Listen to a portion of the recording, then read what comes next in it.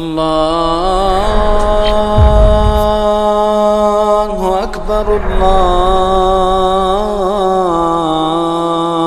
الله أكبر بسم الله الرحمن الرحيم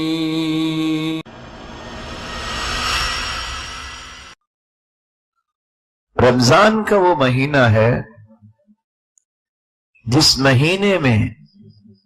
رسول اللہ صلی اللہ علیہ وسلم کی ذات اقدس کو تمام انبیاء کا سرتاج بنایا گیا اور آپ کے سر پر نبوت کا تاج سجایا گیا۔ یہ وہ مہینہ ہے جس مہینے کے بارے میں رسول اللہ صلی اللہ علیہ وسلم کا فرمان ہے، الصلوات الخمس والجمعة إلى الجمعة ورمضان إلى رمضان مكفرات ما بينهن إذا اجتنبت الكبائر۔ اگر کوئی شخص توحید کو اختیار کرنے والا ہے، پانچوں نمازیں پابندی سے پڑھنے والا ہے، یہ 5 نمازیں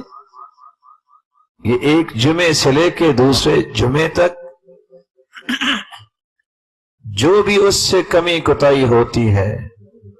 وَرَمَضَانٌ إِلَى رَمَضَانٍ، ایک رمضان کے روزے انسان رکھتا ہے اور اللہ تعالیٰ نے اس کو اور نعمت سے نوازا کہ اگلا رمضان بھی اس کو نصیب ہو گیا، اس رمضان میں بھی اس نے پورے روزے رکھے،